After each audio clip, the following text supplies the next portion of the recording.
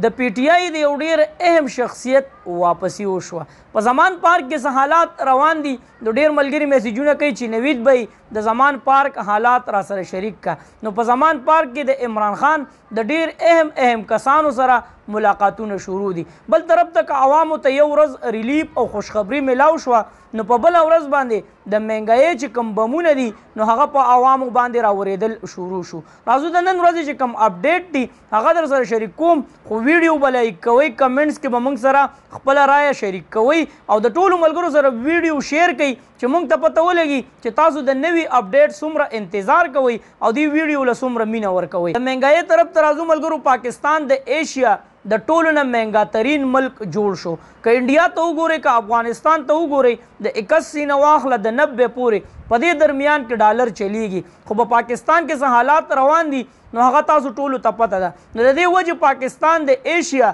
د ټولو نه مهنګا ترین ملک جوړ شو. داسې قسم خبرونه راشي او داسې قسم اپډیټ راشي چې زه وایم عوام یې واوري نو په هغوی به څه چل وشي. دې سیټ کې تاسو ته د اولنۍ خبر ښکاري ملګرو چې کوم زموږ د ضرورت ګیس دی، زموږ خویندې میندې پې پخلی کوي نو ویلی کېږي دا چې دا فیصله شوې ده چې دا به 50% سیوا کېږي.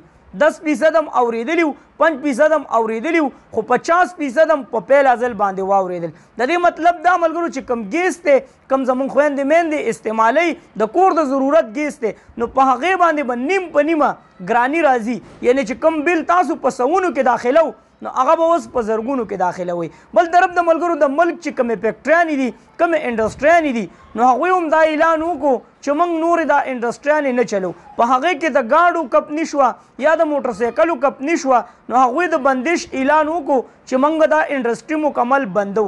ولې بندو ملګرو؟ چې یو څیز ته جوړې نو په هغې باندې خپله خرچه دومره راشي چې هغه بیا ته عوامو ته مخامخ کې نو عوام بیا په هغې ریټ باندې نشي اخیستی. یوټیلیټي سټور حوالې سره هم دا خبرونه راغلي دي چې کوم د خوراک څیزونه دي نو په هغې باندې 190 روپۍ چې کوم اضافه ده. زمان پارک چې کوم حالات دي نو دا ویلی کېده چې یاره په زمان پارک باندې ډیره غټه پابندي ده، کارکنان کو نشته ملګرو. نو د عمران خان سره زموږ چې کوم د ملک وکیلان دي نو هغوی هر مازدیګر هغوی سره ملاقات کوي او کینې او عمران خان ورته خپل تقریر کوي، خپل کانفرنس ورته کوي. بل طرف ته یو ورځ نیمه مخکې ملګرو د حافظ نعیم الرحمن چې کوم د کراچۍ د میر د سیټ دپاره منتخب کېدو واله دی یا په هغې کې لا فلحال څه مسله ده، خو د جماعت اسلامي حافظ نعیم الرحمن صاحب هم د عمران خان سره ملاقات کړی دی. چې کومې قیدیانې دي ملګرو په جیلونو کې نو د هغوی یو ویډیو په سوشل میډیا ډېره زیاته وایرل شوې وه. والله اعلم چې د هغوی نه دا ویډیو په کم سوچ باندې شوې وه، خو هغه ویډیو چې کله مخې ته راغله نو هغې ډېر عجیبه تاثر پرې باسو ځکه چې خلکو دا وویله چې کومې زنانه په جیلونو کې دي نو هغوی اوس هم مطمئنې دي او هغوی داسې الفاظ مخې ته راوړه چې هغې کې د مایوسۍ اړو اظهار نه و. صنم جاوید چې کوم بیان مخې ته راوړی دی نو چې کوم د پی ټی آی کسان دي چې په دې سخت وخت کې عمران خان پرېښودو نو د هغوی دپاره ډېر عجیبه الفاظ استعمال کړي دي.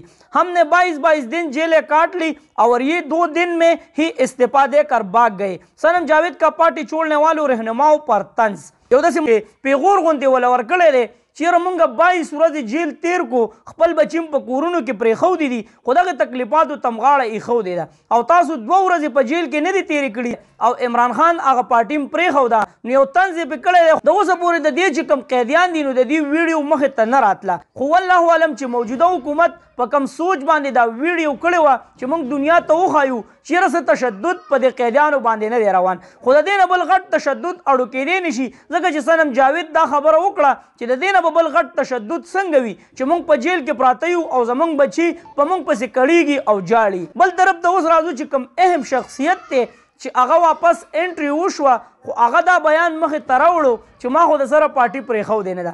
هغه څوک دی ملګرو؟ اسد قیصر. اسد قیصر چې کوم وکیل دی نو هغه یو وایس کړی دی، هغه په سوشل میډیا ډېر زیات وایرل دی چې اسد قیصر صاحب وایي چې په دغه کانفرنس کې خو زه ناست ومه خو ما دا نه دي ویلي چې یاره ما پارټي پرېښوده. بل طرف ته د پرویز خټک حوالې سره هم دا خبره راځي چیرې هغه هم پارټي نه ده پرېښودې، صرف چې هغه سره کومه عهده وه نو هغه یې پرېښوده. خو خلک دغه خبره کوي چې پرویز خټک هم پارټي پرېښودې ده. نو تاسو وایئ چې آیا پرویز خټک هم پارټي پرېښودې ده او که نه؟ فواد چودھری حوالې سره هم دا خبرونه ډېر زیات اهم دي ملګرو چې کوم ملاقاتونه شروع دي. شاه محمود قریشي سره هغه پرون ملاقات کړی دی، د هغې تردید خو شاه محمود قریشي کړی دی چې یاره زه داسې قسم کردار به نه ادا کومه چې په هغې باندې د عمران خان نوم بدنام شي یا زه پارټي پرېښودو والی یم. فواد چودھری چې کومې منډې تړلې شروع کړي دي نو په هغې خو تاسو سره ما ډیټیل شریک کړی و. چېرې د فواد چودھری دا سوچ دی چې موږ به ځان له یو پارټي جوړه کړو. خو دلته کې دا خبره راځي که چېرې دوی یو پارټي جوړه هم کړي نو آیا عمران خان به د دوی سپورټ وکړي او که نه؟ آیا عوامو ته به دا خبره وکړي او که نه؟ چېرې دوی له اوټ ورکړي. دلته عمران خان ګوري چېرې دې خلکو زما سره داسې قسم کردار وکړو چې په سخت وخت کې پارټي پرېښوده او اوس لا په دې سوچ باندې لګیا دي چې موږ ځان له پارټي جوړه کړو او عمران خان ته یو طرف ته کړو. نو چې په کوم سوچ باندې فواد چودھری لګیا دی نو د هغه سوچ مکمل زیرو دی. ځکه زیرو دی چې عمران خان خو نه دا کولی شي چې عوامو ته دا خبره وکړي چې کومو کسانو زه پرېښودم او زما سره غداري وکړه نو دوی له اوټ ورکوي. نو که چېرې عوام اوټ نه ورکوي نو د دوی د دغې پارټۍ چې ځان ته وایي چې یاره یو کنګ پارټي جوړو نو د دغې کنګ پارټۍ بیا څه مقصد نشته دی. هغه ملګرو د نن ورځې چې کوم اپډیټ دی هغه مې تاسو سره شریک کړه. ډېر ملګرو به ګیله کوله وایي نوید بھائی ته زموږ سره اپډیټ ډېر زیات لیټ شریک کړې. نن مې کوشش وکړې چې تاسو سره په ټایم باندې اپډیټ شریک کړم چې نن کوم اپډیټ راځي هغه به در سره انشاءالله العزیز ماسخوتن شریک کوم. خو ویډیو د ملګرو سره شیر کوئ، لایک او کمنټس لازمي کوئ. چېرته مې الله مخاد آباد او خوشحاله ساته. اخره کې وواست پاکستان زنده باد، مسلمان زنده باد، تل دی وي آباد دی وي زموږ وطن پاکستان دی او مسلمان دی. د لوی الله پامان.